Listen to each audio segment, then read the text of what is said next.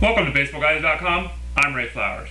Yeah, I'm wearing a 49ers hat and I know it's baseball season, but tonight commences the 3-day process of the NFL draft, so I thought I would give some moral support to the team from the Bay Area that I've cheered basically my whole life. Go Niners, they got a couple picks in the first round, hopefully they don't waste them.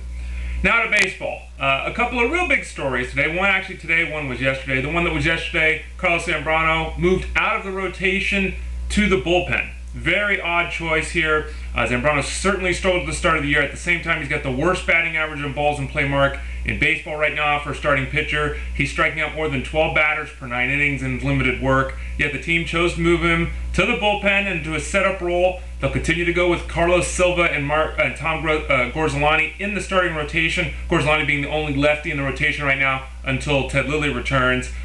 You know, they need to open up a spot with Lilly back. I'd like to see, obviously, Gorzelani or Silva out of that spot. I'll have an article up tomorrow at fanball.com detailing the information more. If you're a Zambrano older, hold on to him if you can help it.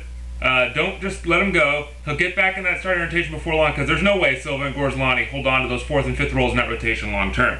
The other big story, Jacoby Ellsbury, out with the injury to his rib cage. Finally was placed on the disabled list the other day. Well, now we learn that a CT scan revealed something that the x-rays didn't, and that is that he has 4, count them 4, hairline fractures in his rib cage. What makes this whole situation so bizarre is that when he continued to not get any better, it was actually Ellsbury who asked that the Red Sox do some further testing, not the other way around. There's been a suggestion from some people in the Twitter universe, and you can find me at twitter.com/baseballguys, or just look to the right of this video on baseballguys.com to find it.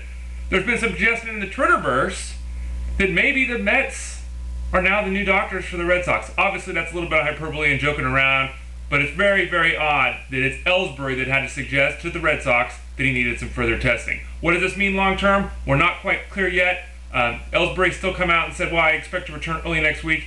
You have to think that's going to be a bit of troublesome for Ellsbury now that it's been revealed that he's got the 4 cracked ribs. If I was a betting man, I'd plan on going at least another week without Ellsbury in my starting lineup.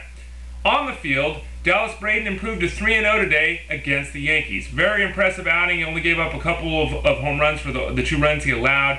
He's now got an ERA of about 2.77 here at the early start of the year. He has been terrific. Do I think it can continue? No, I don't. At the same time, he's been a boon to all his fantasy owners to this point. He should continue to be a serviceable starting pitcher, but now might be a great time to sell high on Dallas Braden, especially after he pitched so well against the Yankees. Prince Fielder hasn't done much. He's got a jammed hand that he injured, apparently doing some extra hitting work. Has really struggled to do anything definitive with the bat in his hands. Finally turned that around, hit a home run in his 54th at bat. 54 at bats it took him to hit his first home run of the season. He's obviously still a great contender for a 30-plus home run season. As long as this injury isn't a significant one, he'll continue to play through it. Look for him to heat up shortly as he finally seems to be getting that swing back in a groove. Scott Baker, kind of at the other end of things today. Give up 6 runs in 5 2/3 innings in an outing against the Indians. You look at the box score and you think to yourself, boy, he really stunk. Well, sometimes you need to look at more than the box score. Watching the game on television, there were 3 doubles that were hit by the Indians that literally fell within 2 feet of the foul lines. If any one of those balls had gone foul, or if all 3 of them had gone foul, the outing would have looked much, much different for Scott Baker. Scott Baker is an excellent option this year. He should profile very well as a number 2 starting pitcher in standard mixed leagues. If his current owner is a little bit frustrated after today's outing, pounce on Scott Baker. He'll be a good one. Quentin has really struggled all season. He's been given some time off there in Chicago. Decision was made recently to drop him from his customary 3rd hole down to the 6th spot in the order. It's probably the right decision. Give him some time to work out things. He's basically got the 5 less home runs at the exact same point this year than he did last year. He just hasn't been able to get going. Now, in his replacement, the White Sox will move up Andruw Jones to the 3rd spot. Now, if anyone predicted Andruw Jones to be batting 3rd a couple weeks into the year for the White Sox a month and a half ago, I would have laughed in their face. But he started off very well. Mark Kotsay struggled a little bit in that was supposed to be a split at the DH role. Obviously, this greatly increases the value of Jones, and look for Quentin to work his way out of the slump and slowly work his way back up in the batting order. Brian Fuentes is still the closer in Anaheim. He came back off the disabled list, had a rough outing. Mike Scioscia came out after the game to look. He's still our closer. He's still the man. Fernando Rodney's obviously lurking. He looked very good as a replacement for Fuentes. There's also Kevin Jepsen, who leads baseball right now in holds, also in the mix. Think that it's Fuentes, then Rodney, then Jepsen. Both Fuentes and Rodney can be very, very spotty at times. So those of you that have either one of those might consider adding Jepsen as a backup arm in your bullpen. Mike Lowell over David Ortiz, not something we thought would occur maybe a month ago as well, but it looks like it's starting to happen in Boston. Ortiz continues to struggle, continues to strike out an awful lot.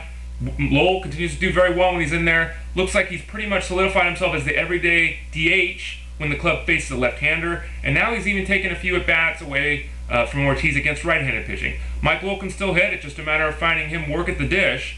If the club decides to go with him, if they decide to abandon Ortiz, or if they end up moving Lowell to another team, no reason to think that Mike Lowell can't be a very effective hitter, provided he's just on the ball field.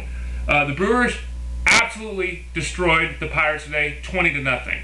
Wasn't a football score, it wasn't Steelers-Packers, it was a baseball game. 20-0, the Pirates fell today to the Brewers.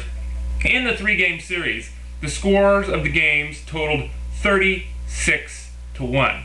Not a good start for the Pirates.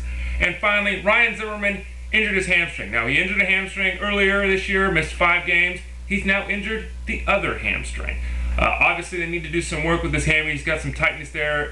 Could just be random circumstance, but it is a bit odd that he's injured both of them. Obviously, he'll get on a rehab program. Doesn't expect this to be a serious situation. It doesn't look like something that will send him to the DL, but it is something that might keep him out of the lineup for a few days as he looks to get that lower half healthy. Again, I'm Ray Flowers. It's Around the Horn. Thanks for joining me at BaseballGuys.com. Talk to y'all again soon.